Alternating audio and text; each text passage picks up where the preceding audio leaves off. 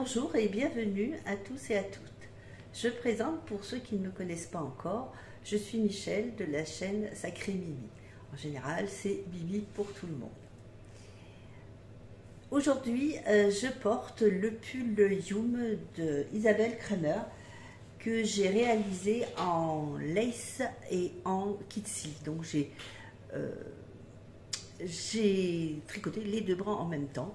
Et voilà ce qui donne ce joli pull. Voilà, je vous le montre un petit peu plus. Hop. Voilà, très sympa comme pull, avec un petit yoke très agréable à faire et très agréable à porter. Ou pardon pour le bruit. Je vais essayer de pas trop faire de bruit.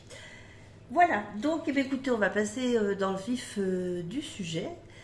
Et on va commencer par les projets finis tricot. Donc le projet fini, c'est l'Edit Orient Express de Triple L de Mag. Alors le voilà. Hop.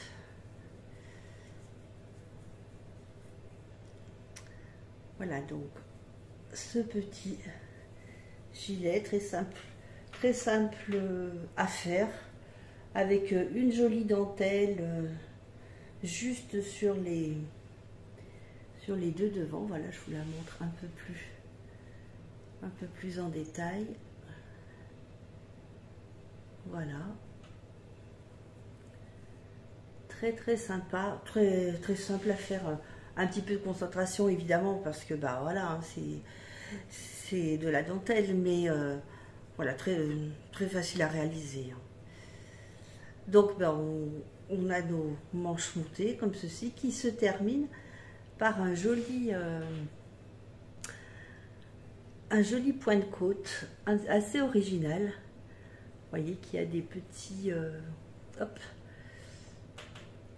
des petits trous avec quelques mailles torse, des côtes en droit torse qui sont très jolies. Donc là sur le haut du gilet et sur le bas.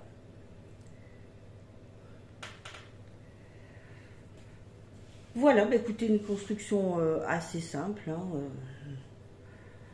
un montage provisoire au début, et puis on avance, on suit les explications de Magdalena qui sont très claires. Il n'y a pas de questions à se poser, on suit le je vais vous montrer un petit peu plus. Hop. Voilà, ce sera plus simple. Là, je ne vous passe pas aujourd'hui parce que comme j'ai un pull en dessous, je veux dire, il ne passera pas. Donc, voilà, c'est vraiment très sympa comme petit pull. Et puis, terminé par un I-cord que je trouve très féminin. J'aime bien ces finitions I-cord. C'est vrai que je trouve que c'est une finition très fine et qui donne tout son charme aux vêtements. Alors moi j'ai réalisé donc ce gilet dans une laine biche et bûche. C'est du cachemire et je me souviens jamais. Laine cachemire. Ce que je peux en retirer, voilà. Je sais pas si vous pouvez sans doute la connaître, je suppose. Voilà. Alors c'est marrant, cette laine à tricoter, elle est assez rêche. C'est pas qu'elle pique, non, elle pique pas, mais elle est assez rêche à tricoter. Et au début je me suis dit, est-ce que ça va aller? Et puis finalement, une fois lavée, elle devient toute douce et elle prend toute son ampleur en fait, hein. Les mailles se lissent, elles gonflent. Elles gonflent après le blocage, et vraiment très sympa. Donc je l'ai tricoté avec des aiguilles 3 pour le jersey et 2,5 pour les côtes. J'ai utilisé 1116 mètres et les écheveaux font combien? 248 mètres chacun. C'est des écheveaux de 50 grammes. Donc vraiment, elle va loin quand même. Hein. C'est vraiment, vraiment une jolie laine. Je connaissais pas la Biche et Buche, donc j'ai pu découvrir. Et ça rend très très bien. C'est une laine qui a un peu un rose, comment ils appellent comme couleur, rose très clair. Bon, voilà, il n'y a rien de rare. Rose très clair et qui est un petit peu, je ne sais pas si vous allez le voir à la caméra, mais qui n'est pas unie. Elle fait un petit peu chiné, un petit peu, ouais, un petit peu chiné. Ouais, elle fait des des petites couleurs plus claires par endroits. Vous voyez ce que le vêtement, enfin le gilet n'est pas uni, hein, c'est...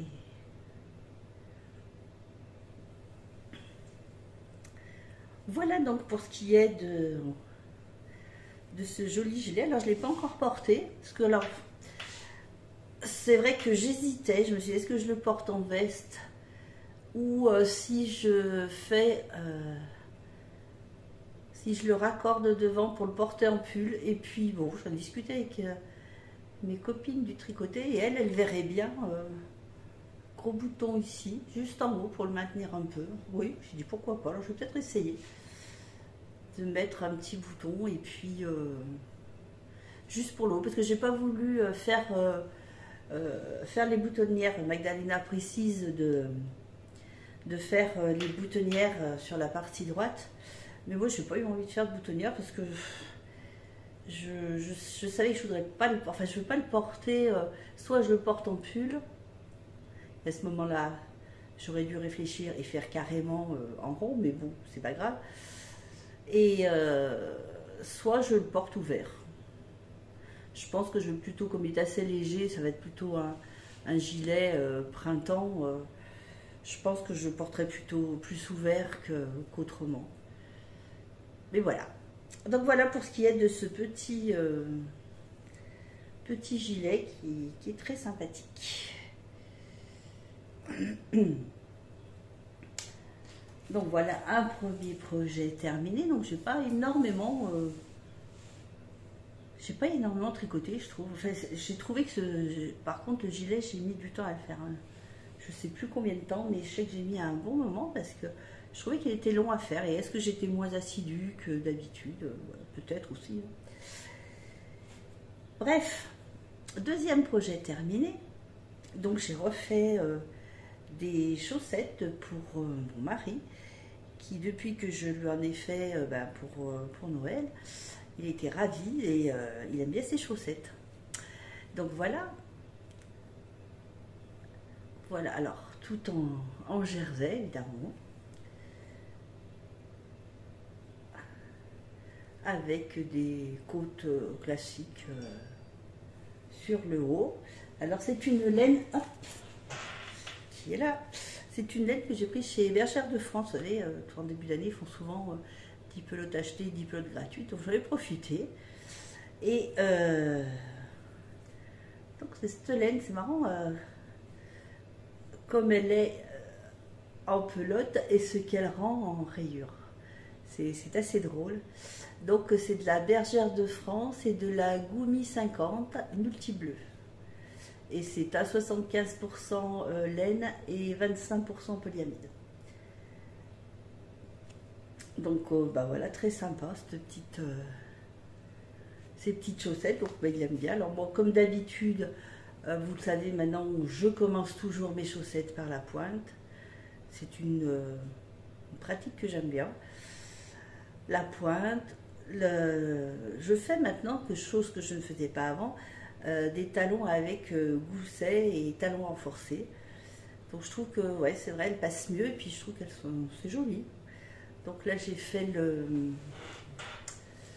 le talon renforcé classique. Donc pas à huile de perdrix, je pense que les prochaines seront à huile de perdrix, mais celui-ci non, classique. Et mes chaussettes tombent alors pratiquement, je pense qu'il y a vraiment très peu de... Oui, il n'y en a même pas de différence. Peut-être au redémarrage, non même pas au redémarrage, à part peut-être un demi-rang, peut-être, mais elles sont pareilles. Moi j'ai l'habitude de faire, vous savez, quand je fais les chaussettes comme ça, souvent je prends le dessus et l'intérieur de la pelote, donc ce qui fait que ben, voilà, elles sont différentes. Et là, j'ai quand même pensé à prendre deux pelotes différentes pour bien, bien qu'elles soient le plus semblables possible. Donc voilà, hein, bah, la méthode Guy Charbonneau, moi c'est une recette qui me va bien, qui est simple à faire, qui est très bien expliquée, et bah, une fois qu'on l'a fait une fois ou deux, après voilà, il n'y a même plus besoin de regarder le livre ou la vidéo, parce que bah, voilà, hein, tout simple, tout simple. Ah, les chaussettes de monsieur. Être content, il va pouvoir les mettre parce que là, je les ai bloquées et je les ai pas mis dans son tiroir parce que sinon, il allait les mettre. Et j'aurais pas pu vous les montrer. Voilà pour les chaussettes et le deuxième projet terminé. Deuxième projet en cours. Eh bien, une paire de chaussettes en appelle une autre. Voilà une autre paire de chaussettes, donc toujours de la Bergère de France. Par contre, celle-ci, ah bah si, c'est pareil, la Goumi 50. Donc dans le même type de laine Bergère de France. Donc vous aurez compris que j'ai pris 10 pelotes bleues et 10 pelotes plus rouges. Et voilà, le début, alors je les ai juste commencé. Voilà, le début, alors celles-ci, elles ne vont pas être tout à fait pareilles. Pourtant, j'ai pris deux pelotes différentes. Ben tant pis, hein, ce sera un petit peu différent, c'est pas grave. Voilà, alors comme vous le voyez, je monte toujours aussi mes deux, je les commence par la pointe toujours, et je monte toujours mes deux chaussettes en même temps sur le même câble. Ce qui fait que j'ai investi dans un câble de 1 mètre, comme ça au moins je suis tranquille, j'ai bien de la place pour travailler mes deux chaussettes, sans qu'elles se bousculent l'une et l'autre. Donc vous voyez, bah, tant pis, hein, elles seront pas pareilles. Oh, c'est pas grave, ça fera un genre. Hein. Donc bah, celles-ci, elles vont être pour moi. Je pense, oui, normalement elles sont pour moi. Et puis bah voilà, elles vont monter tranquillement. Je les fais surtout quand j'ai pas envie de faire quelque chose qui me prend trop la tête, donc ça, tranquille. Alors voilà ce que les pelotes donnent aussi. Et on va voir après les rayures. Je pourrais vous montrer la prochaine fois. J'espère qu'elles seront finies quand même. Mais voir si les rayures donnent la même chose que celles de monsieur. Voilà. Toujours, bah oui, hein, je vous le redis pas, mais toujours Guy Charbonneau. De qui je m'inspire tout le temps. Un autre projet en cours, c'est assez rare chez moi, mais maintenant si quand même, j'ai plus l'habitude d'avoir un projet, un gros projet, un projet un peu plus important, et une paire de chaussettes. Finalement, j'aime bien avoir les deux, ce qui fait que si je vais au tricoter ou si un jour j'ai pas trop envie de calculer ou quoi que ce soit, j'ai toujours un projet un peu, comme on dit, zéro cerveau. Alors le deuxième projet, il faut que je vous montre un truc. Est-ce que vous vous souvenez... Oh, un feu qui tombe. Est-ce que vous vous souvenez de ça?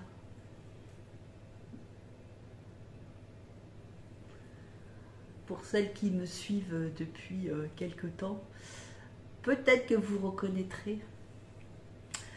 Bah, c'est le pull que j'avais fait à ma fille en lace. La lace qu'elle est devenue. En lace et... Non, en double lace, oui. J'avais tricoté la lace à double. Et ben voilà, l'histoire du sèche-linge. Donc il est immétable hein, pour qui que ce soit parce que c'est vraiment du carton quoi. Quand on le touche, c'est une horreur. Donc voilà ce qu'il est devenu, ce beau pull lace qu'elle adorait, qu'elle a mis quelques fois et elle n'a pas fait attention. À un moment, elle a sorti le sèche-linge. Le linge de la machine mis dans le sèche-linge, mais manque de bol, il y avait le pull au milieu. Je ne sais pas comment elle a fait, mais voilà, bref. C'est pas grave, hein, c'est des choses qui arrivent. Alors évidemment, et ben, comme elle pleurait tellement son pull, ben, je lui en refais un. Donc voilà le projet en cours. Alors j'ai perdu la pelote de laine, voilà. Hop. Donc eh ben, il est au tout début, je l'ai quand même un petit peu avancé déjà, mais donc là on est sur une manche, parce que c'est un, je vous montrer dans l'autre sens, ça sera plus simple, voilà. Et je le fais pas de la même façon. Le premier que j'avais fait donc un devant et un dos, donc en commençant par la manche, le corps et l'autre manche, et pareil pour le dos, avec un dessin sur le devant.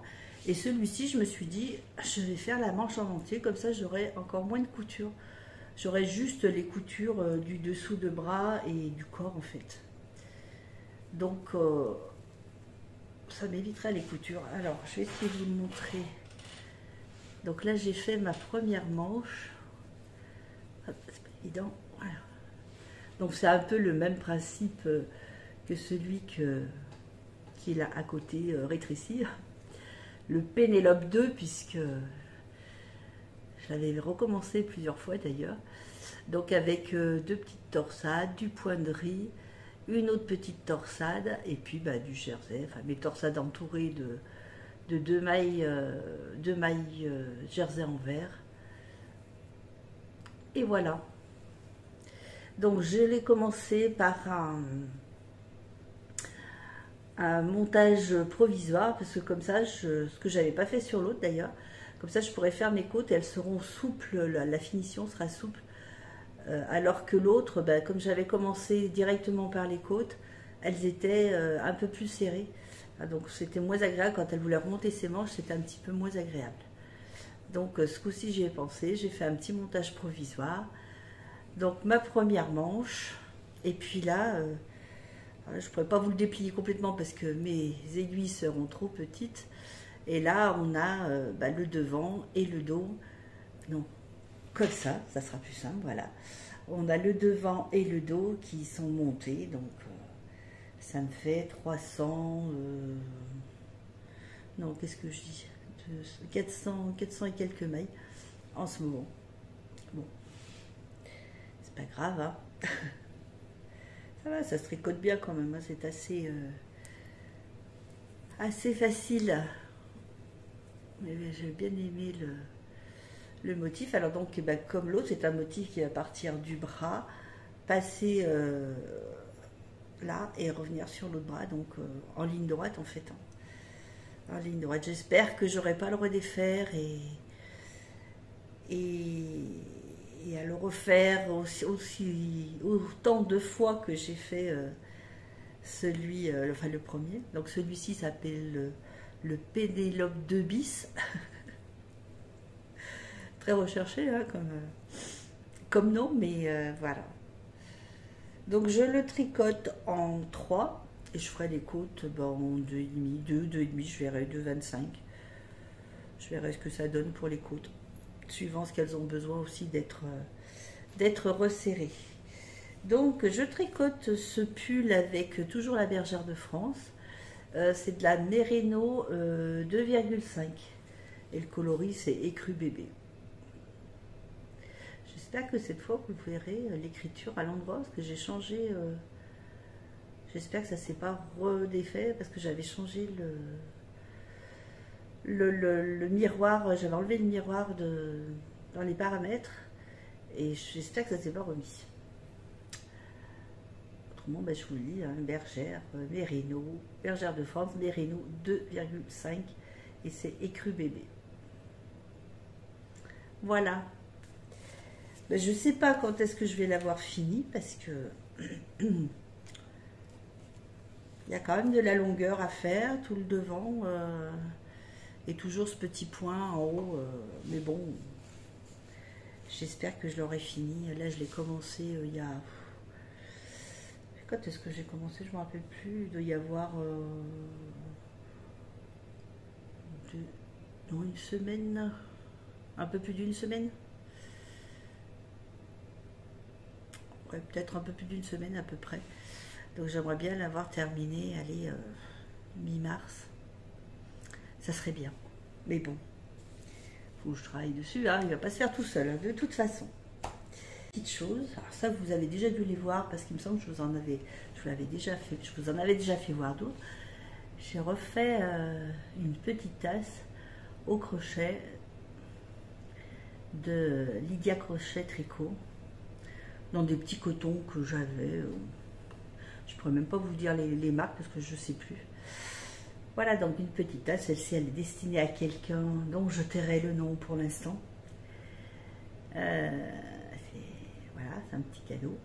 Et je vous montre cette tasse et je vous incrusterai par là ou par là une photo qui m'a été demandée par Sophie, une de mes tricopines, qui m'a dit « Oui, j'étais déçue, tu nous as pas montré de photos des petites tasses. » Parce que, je vous en avais peut-être parlé, pour le swap du calendrier de l'Avent que j'avais fait avec toutes les copines Montélimar, Valence. Donc on avait fait un échange de calendrier de l'Avent. Et puis ça m'avait fait plaisir de leur faire à toutes une petite tasse comme ça. Donc j'avais dû faire, je crois que c'est 12 petites tasses comme ça, de couleurs différentes, suivant les couleurs que j'avais vu qu'elles aimaient et tout ça. Donc je leur avais fait chacune une petite tasse. Donc bon, elles avaient été contentes apparemment. Et Sophie me disait... coucou Sophie, j'avais dit que je te ferais un petit coucou. J'avais dit que je ferais une photo et du coup la dernière fois j'avais complètement oublié de vous la mettre. Donc je vais réparer mon erreur pour faire plaisir à Sophie. J'incrusterai une petite photo ici de toutes les petites tasses ensemble. Voilà, c'est réparé. Et bien du coup, eh bien, on va refaire là un calendrier de l'Avent pour Noël 2022 avec les copines. Alors pour l'instant, c'est en train de se préparer, donc on attend un petit peu de savoir pour qui on va faire tous ces petits cadeaux, ces 25 petits cadeaux. C'est très sympa. Enfin, moi j'ai adoré l'année dernière pour 2021, Noël 2021, faire tous ces petits paquets, tout réaliser, tous ces petits objets. Justement, j'ai trouvé que c'était vraiment très sympa et les ouvrir tous les jours, voilà, ça a été vraiment un très très bon moment. Ça a changé un petit peu Noël, enfin en tout cas pour moi, parce que j'ai eu l'impression que c'était plus Noël, voilà. Comme les petits enfants, on ouvrait le calendrier de l'Avent et c'était très sympa. Donc voilà, on va recommencer ça. Je ne sais pas combien on sera, peut-être plus, je ne sais pas du tout. Pour l'instant, écoutez, à voir. Oui, et donc je voulais continuer en vous parlant de la fête de la laine à Cray. Toutes les années à Cray, il y a une petite fête de la laine. Et donc cette année, j'y suis allée. Et j'ai acheté ces trois, hop, et hop.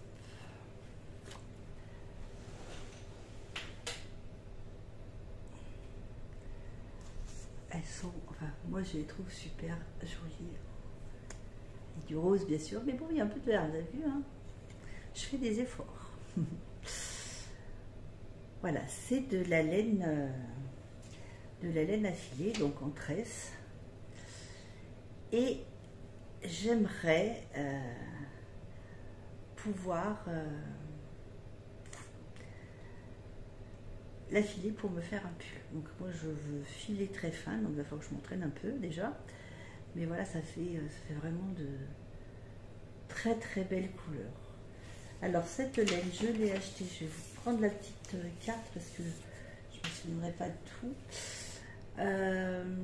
Chez Wool Doudou, Edith Dedon qui teint, qui file de la laine, qui prépare préparation des toisons, teinture et filage de la laine. Je vous montre sa petite carte. Voilà. Apparemment, elle est sur Nîmes. Mais elle a elle est aussi sur Etsy et sur Natural Wool Place. Je ne connaissais pas Natural Wool Place. Voilà. Donc, Wool Doudou, Edith, non, comment j'ai dit? Si, Edith Dedon. Voilà, c'est une dame très très sympa qui exposait justement à Cray, avec qui j'ai bien discuté, qui m'a bien conseillé tout ça, qui m'a bien conseillé pour les écheveaux, et franchement c'est d'une douceur, c'est des moutons d'Arles si je ne m'abuse. Voilà, c'est des mérinos d'Arles. C'est une laine qui est soit affilée, soit feutrée. Elle m'a dit qu'on pouvait faire les deux. Et la troisième. Ah, j'étais ravie. J'étais ravie. Et tout ça pour vous dire aussi que j'ai commandé mon rouet. Alors, je vous avais parlé, je crois, la dernière fois, que je voulais commander le rouet. Alors, je ne sais plus, l'Iway, je ne sais plus comment il s'appelle. C'est un rouet qui vient des États-Unis, qui coûte 135 €, frais de port compris, donc en soit pas cher du tout. Et heureusement, je l'ai vu lors de la fête de la laine à Cray. Et heureusement, parce que c'est un tout petit rouet, il est grand comme ça, haut comme ça, donc des toutes petites bobines, et on a vraiment l'impression que c'est un gadget. La dame qui était donc à Cray s'en sert, m'a expliqué qu'elle s'en servait beaucoup pour les débutants parce qu'il va très doucement, on peut mettre une vitesse très très lente, et donc c'était plus facile pour les débutants pour qu'ils apprennent le geste pour étirer leur laine et tout ça, leur fibre. Mais quand je l'ai vu, j'ai dit heureusement que je ne l'ai pas commandé et qu'il n'arrive pas comme ça, parce que là vraiment j'aurais été vraiment déçue qu'il soit si petit. Du coup, voilà, j'ai réfléchi. Mon mari m'a dit bah, tu vas l'acheter. Je dis bah, écoute, je sais pas, faut que je réfléchisse. Et puis en réfléchissant, je lui dis non. Je lui dis je crois que non, là c'est pas ce que j'ai envisagé, c'était pas ce que je voulais. Donc je dis bah non, je préfère laisser tomber. Et puis du coup, bah, gentiment, il m'a dit bah écoute, il n'y a pas de souci, tu avais vu le e-spinner 3, et il me dit bah écoute, je vais te l'offrir pour ton anniversaire. Donc voilà. Donc ce rouet a été commandé et il arrivera le 14 mars. Je suis impatiente de pouvoir l'essayer. Donc je l'ai commandé chez Artifilum. Donc je l'ai commandé là, oui, parce que mon mari avait trouvé un autre site sur tricotin.com, je crois, où il l'avait vu. Et puis finalement, les frais de port étaient bien plus élevés. Donc j'ai dit, bah écoute, alors peut-être qu'il serait arrivé plus vite, hein, c'est très possible. Mais j'ai dit, de toute façon, je ne suis pas non plus pressée, c'est pas une urgence.